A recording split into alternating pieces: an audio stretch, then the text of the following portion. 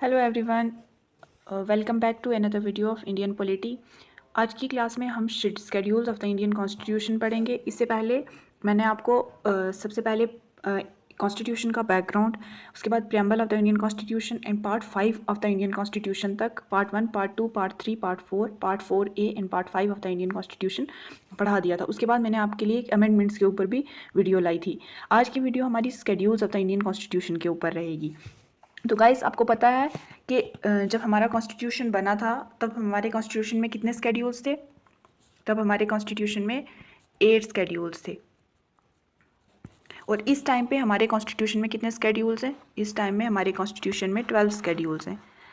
8 से 12 तक की जर्नी इनकी कैसे रही, इसके बारे में हम देखेंगे। जितने भी स्केड्यूल्स नए ऐड हुए हैं वो किसी न किसी अमेंडमेंट के थ्रू ऐड हुए हैं। तो हम देखेंगे कि 1 से लेकर 12 तक शेड्यूल हमारे कौन कौन से और वो क्या कहते हैं। पहले मैं आपको उनकी डिटेल बता देती हूँ स्केड्यूल्स की, उसके बाद हम अपने MCQs देखेंगे। हम देखते हैं अपने schedules of the Indian constitution. तो हमारा जो first schedule of Indian constitution है,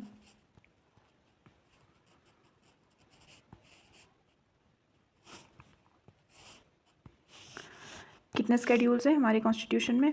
there are 12 schedules of Indian constitution. जो फर्स्ट शेड्यूल है वो किसके साथ डील करता है?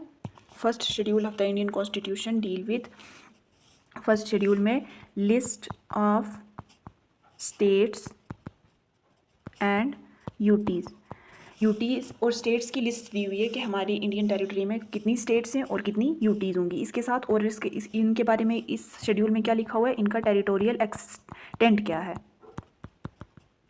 मतलब ये कहाँ से कहाँ तक है। हमारा फर्स्ट शेड्यूल इसके साथ डील करता है। तो जो फर्स्ट शेड्यूल है उसमें list of the states and union territory है, और उसी में ही इन्हीं स्टेट्स और इन्हीं यूनियन टेरिटरी की टेरिटोरियल एक्सटेंट भी बताई हुई है कि हमारी इंडिया की टेरिटरी, उसमें स्टेट्स की टेरिटरी क्या क्या रहेगी। अब हमारा सेकंड शेड्यूल किसके साथ डील करता है? हमारा सेकंड शेड्यूल डील करता है सैलरीज, अलाउंसेस एंड एमोल्यूमेंट्स। इसके ऊपर इसके साथ डील करता है, किसकी सैलरीज की बात करता है, किसके अलाउंसेस की बात करता है और किसके एमोल्यूमेंट्स की बात करता है। ये बात करता है जितने भी हमारे वो वाले मेंबर्स हैं जो कॉन्स्टिट्यूशनल ऑफिस को होल्ड करते हैं, उनके बारे में बात करता है। जैसे प्रेसिडेंट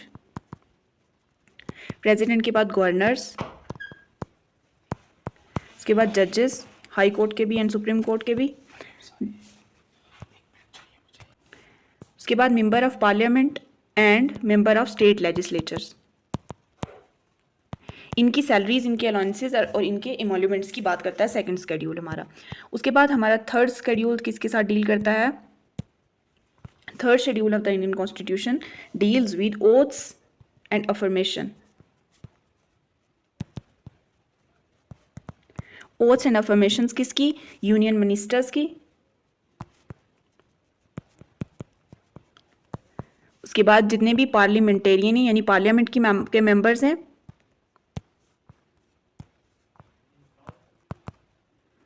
पार्लियामेंट के मेंबर, उसके बाद जजेस, हाई कोर्ट और सुप्रीम कोर्ट दोनों के जजेस, और बाकी भी जितने भी पब्लिक ऑफिशियल्स हैं उन सब की ओथ्स एंड अफर्मेशंस की बात करता है।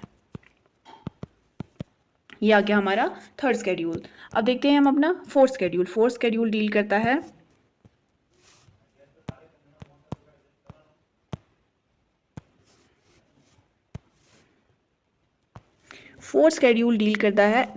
सीट्स की एलोकेशन,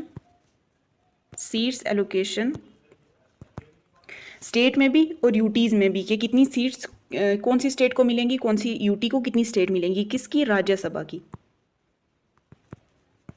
राज्यसभा की सीट्स की एलोकेशन की बात करता है फोर्थ शेड्यूल। उसके बाद हमारा फिफ्थ शेड्यूल किसके साथ डील करता है? हमारा फिफ्थ शेड्यूल डील करता है schedule area and schedule tribe के बारे में। शेड्यूल एरिया एंड ट्राइब्स के बारे में डील करता है।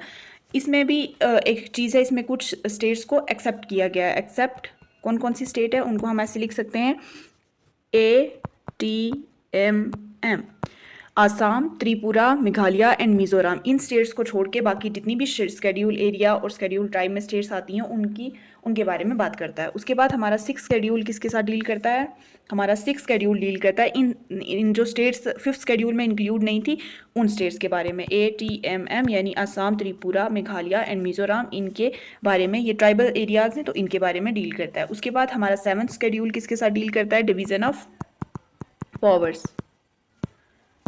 डिवीजन ऑफ पावर्स किस किसके बीच में पावर्स की डिवीजन है, पावर की डिवीजन है सेंटर और स्टेट्स के बीच में। अब यहाँ पे 3 लिस्ट्स आती हैं, इसी में 7th शेड्यूल में 3 लिस्ट्स आती हैं। वो कौन कौन सी लिस्ट है, union list, concurrent list and state list. जो यूनियन लिस्ट में है इसमें सेंटर के रिलेटेड अफेयर्स बताए गए हैं, स्टेट लिस्ट में स्टेट्स के रिलेटेड और कंकरेंट में बोथ जो दोनों में आते हैं।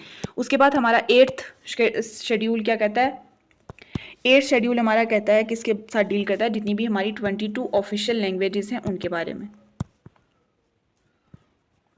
उनके साथ डील करता है। अब यहाँ तक जो हमारे शेड्यूल थे वो हमारे कॉन्स्टिट्यूशन में, जब हमारा कॉन्स्टिट्यूशन बना था उस टाइम पे यहाँ तक के शेड्यूल्स हमारे कॉन्स्टिट्यूशन में थे। इसके बाद वाले जो शेड्यूल्स हैं वो किसी अमेंडमेंट के थ्रू ऐड किए गए हैं। अब हम देखते हैं जो अमेंडमेंट्स के थ्रू ऐड हुए शेड्यूल हैं वो कौन कौन से। सबसे पहला हमारे पास आता है 9th शेड्यूल। हम 9th शेड्यूल किसके साथ डील करता है, 9th शेड्यूल डील करता है लैंड रिफॉर्म्स के साथ। किसके साथ डील करता है, लैंड रिफॉर्म्स के साथ डील करता है। और ये कब ऐड हुआ था, ये फर्स्ट कॉन्स्टिट्यूशनल अमेंडमेंट एक्ट 1951। 1950 में हमारा कॉन्स्टिट्यूशन अडॉप्ट किया जाता है, 1951 को हमारा पहली अमेंडमेंट होती है, वो किसके रिलेटेड होती है, लैंड रिफॉर्म्स के रिलेटेड होती है और 9th शेड्यूल इसमें ऐड किया जाता है। उसके बाद 10th शेड्यूल है जो वो कौन से अमेंडमेंट के थ्रू ऐड किया गया था, ये ऐड किया गया था 52nd कॉन्स्टिट्यूशनल अमेंडमेंट एक्ट 1985 के थ्रू ऐड किया गया था। और ये किसके रिलेटेड है, ये है एंटी डिफेक्शन लॉ, इसको एंटी डिफेक्शन लॉ भी कहते हैं। अब ये एंटी डिफेक्शन लॉ क्या होता है, एंटी डिफेक्शन लॉ ये होता है, ये डील करता है disqualification of elected members on ground of defection to an other political party. मतलब एक पॉलिटिकल पार्टी को एक पर्सन छोड़ के दूसरी पॉलिटिकल पार्टी को ज्वाइन कर लेता है तो उसको बोलते हैं, उनकी डिसक्वालिफिकेशन के बारे में ये बात करता है 10th शेड्यूल। उसके बाद अब आता है हमारा 11th schedule. 11th schedule deal करता है पंचायत के साथ और ये कब ऐड होता है, ये ऐड हुआ था 73rd कॉन्स्टिट्यूशनल अमेंडमेंट एक्ट 1992 में। उसके बाद हमारा 12th शेड्यूल है जो वो डील करता है म्यूनसिपैलिटीज़ के साथ, जो आता है 74th कॉन्स्टिट्यूशनल अमेंडमेंट एक्ट 1992। ये थे हमारे 12th शेड्यूल। इसके बाद हम इनके देखेंगे MCQs। अच्छा, इनको एक याद रखने की ट्रिक है जिससे आप याद रख सकते हैं इनको। वो ट्रिक क्या है, ट्रिक है tears of old PM, tears of old PM। तो टीयर्स ऑफ ओल्ड PM से कैसे याद रख सकते हैं, T से आ गया टेरिटरी यानी फर्स्ट शेड्यूल आ गया टेरिटरी, E से आ गया इमोल्यूमेंट यानी सैलरीज अलाउंसेज एंड इमोल्यूमेंट, A से आ गया अफर्मेशन यानी ओथ्स एंड अफर्मेशन, R से आ गया Rajya Sabha, seats allocation for Rajya Sabha. उसके बाद S से आ गया schedule area and schedule tribes के रिलेटेड, O से आ गया अदर देन यानी जो यहाँ से एक्सेप्ट की गई थी 4 स्टेट्स उनके बारे में, उन स्टेट्स के बारे में। उसके बाद F से आता है फेडरल फीचर यानी division of power between centre and state. उसके बाद O से आता है हमारी ऑफिशियल लैंग्वेजेस, L से आता है लैंड रिफॉर्म्स के बाद D से आता है एंटी डिफेक्शन लॉ। उसके बाद P से आ गया हमारा पंचायत और M से आ गया हमारा म्यूनसिपैलिटीज़। ये हमारे हो गए 12 शेड्यूल, 1 2 3 4 5 6 7 8 9 10 11 12। ये हमारे 12 शेड्यूल्स हैं, इनको हम ऐसे याद रख सकते हैं टीयर्स ऑफ ओल्ड PM। ठीक है, आई होप यहाँ तक किसी को कोई डाउट नहीं होगा। अब हम अपने MCQs देखेंगे और मेरी आपसे रिक्वेस्ट है कि आप प्लीज़ MCQs के आंसर कमेंट्स में दीजिए। ठीक है, तो गाइस हमारा फर्स्ट क्वेश्चन किसके रिलेटेड है, फर्स्ट क्वेश्चन कहता है which schedule of the Indian constitution deals with the allocation of seats in the Rajya Sabha. तो राज्यसभा के साथ हमारा कौन सा शेड्यूल है कॉन्स्टिट्यूशन का जो डील करता है राज्यसभा की सीट्स एलोकेशन के साथ, फर्स्ट शेड्यूल है, सेकंड शेड्यूल है, फोर्थ शेड्यूल है या 6th शेड्यूल है। अभी मैंने पहले आपको ये सारा बता दिया तो आप इसका आंसर करने में मुझे नहीं लगता कि कोई प्रॉब्लम होगी। देखिए सबसे पहले आता है टीयर्स ऑफ ओल्ड PM में अगर हम देखें तो TEAR आर कहाँ पे आता है, आर आता है 4th नंबर पे। तो इसका आंसर क्या रहने वाला है, इसका आंसर होगा 4th शेड्यूल। 4th शेड्यूल किसके साथ डील करता है, राज्यसभा की सीट्स एलोकेशन के साथ। The 4th schedule of the Indian constitution deal with the allocation of seats in the Rajya Sabha in the state to the states and the union territory. States और union territory में राज्यसभा की seats कैसे कैसे allocate की जाएंगी उसके साथ डील करता है हमारा 4th schedule of the Indian constitution. Question number 2 क्या कहता है, which schedule lists the name of the state and the union territories. State और यूनियन टेरिटरीज की जो लिस्ट है वो कौन से शेड्यूल में मेंशन की गई है, उनके नाम और उनकी लिस्ट कहाँ पे मेंशन, कौन से शेड्यूल में मेंशन की गई है। तो हमारा फर्स्ट शेड्यूल जो आता है वो किस क्या आता है, टीयर्स में टी सबसे पहले आता है। तो टी किससे डील करता है, टेरिटरीज के साथ। तो हमारा फर्स्ट शेड्यूल किसके साथ डील करता है, territory name of the states and union territories, territory के साथ डील करता है। The first schedule of the Indian Constitution contains the name of the state and the union territory and their territorial jurisdictions. Question number 3 क्या कहता है, which schedule of the Indian Constitution deals with the salaries and allowances of the president. Salaries और allowances of the president के साथ कौन सा schedule deal करता है। तो टीयर्स में टी ई सेकंड नंबर पे आता है। ई में क्या आता है, इमोल्यूमेंट, सैलरीज एंड अलाउंसेज आता है। तो इसका आंसर क्या होगा, गवर्नर, जजेस एंड अदर ऑफिशियल्स। इसका आंसर क्या रहेगा, second schedule. Second schedule of the Indian Constitution contain provision relating to the emoluments, allowances and privilege of high-ranking official like the president, governor, judges, etc. इन जो high ranking officers हैं, officials हैं, उनकी salaries, उनके emoluments और उनके allowances की जो बात की गई है वो हमारे सेकंड शेड्यूल में की गई है। क्वेश्चन नंबर 4 क्या कहता है, which schedule of the Indian constitution is related to administration and control of schedule area and schedule tribes. कौन सा शेड्यूल हमारा जो है इंडियन कॉन्स्टिट्यूशन का वो कंट्रोल और एडमिनिस्ट्रेशन की बात करता है शेड्यूल एरिया और शेड्यूल ट्राइब के रिलेटेड। तो टीयर्स में एस कौन से नंबर पे आता है, एस आता है 5th नंबर पे। तो हमारा 5th schedule, the 5th schedule provide for the administration and control of schedule area schedule tribes in various state excluding certain region in the north east. North east में कौन कौन से regions को छोड़ के, ATMM। ATMM में क्या आता है, Assam, Tripura, Meghalaya and Mizoram. In states को छोड़ के बाकी जितने भी शेड्यूल एरिया और शेड्यूल ट्राइब्स वाले स्टेट हैं उनकी एडमिनिस्ट्रेशन और उनके कंट्रोल की बात हमारे 5th शेड्यूल में की गई है। The 6th schedule deal with the administration of tribal areas in which of the following regions. तो 6th शेड्यूल कौन कौन से ट्राइबल एरिया के एडमिनिस्ट्रेशन की बात करता है, इनमें से north east India, southern India, central India या वेस्टर्न इंडिया। तो वो बात करता है जो 5th शेड्यूल में स्टेट्स इंक्लूड नहीं की गई थी। तो वो कौन सी थी, नॉर्थ ईस्ट इंडिया में वो स्टेट्स आती हैं Assam, Tripura, Meghalaya and Mizoram. North east India, the 6th schedule deal with the administration of tribal areas in the state of Assam, Meghalaya, Tripura and Mizoram. इसको याद रखने का तरीका ATMM। क्वेश्चन नंबर 6 क्या कहता है, which schedule of the Indian constitution list the official language. कौन सा शेड्यूल है इंडियन कॉन्स्टिट्यूशन का जिसमें इंडिया की ऑफिशियल लैंग्वेजेस को लिस्ट किया गया। तो जब हम टीयर्स ऑफ ओल्ड PM देखते हैं तो उसमें जहाँ पे O आता है वो किस नंबर पे आता है, वो आता है 8th शेड्यूल में। The 8th schedule lists the official language recognized by the Indian Constitution. Currently, it include 22 languages. इस टाइम पे इसमें कितनी लैंग्वेजेस हैं, इसमें इस टाइम पे 22 लैंग्वेजेस हैं। उसके बाद 7th क्वेश्चन क्या कहता है, the 10th schedule of the Indian Constitution is known for dealing with which of the following issue। जो 10th schedule है वो कौन से इशू के साथ डील करता है, पंचायती राज के साथ, एंटी डिफेक्शन लॉ के साथ, एलोकेशन ऑफ टैक्सेस के साथ या ट्राइबल ऑटोनॉमी के साथ। तो जब आता है old PM, tears of old PM, then जब ओल्ड में D आता है वो डील करता है डिफेक्शन के साथ। तो D कितने नंबर पे आता है, D आता है 10th नंबर पे। तो 10th शेड्यूल हमारा किसके साथ डील करता है, एंटी डिफेक्शन लॉ के साथ। The 10th schedule added by the 52nd constitution amendment act इन 1985। 1985 में जब 52nd अमेंडमेंट होती है उस टाइम पे ये ऐड किया जाता है और इसको कहा जाता है anti defection law to curb political defection by member of parliament and state legislature, ताकि political parties की जो political parties हैं उनकी stability के लिए। क्वेश्चन नंबर 8 क्या कहता है, which schedule of the Indian Constitution pertain to the distribution of power between the union and the state in term of taxation।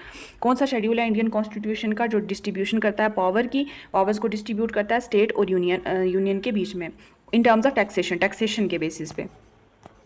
इसमें ये वर्ड आया टैक्सेशन के बेसिस पे स्टेट्स और यूनियन में जो पावर की डिस्ट्रीब्यूशन होती है वो कौन से शेड्यूल में होती है, 7th schedule, 5th schedule, 4th schedule या 9th शेड्यूल। तो वो आती है 7th schedule. The 7th schedule of the Indian constitution outline the division of power and subject between the union and the state including taxation power through the union list, state list and concurrent list.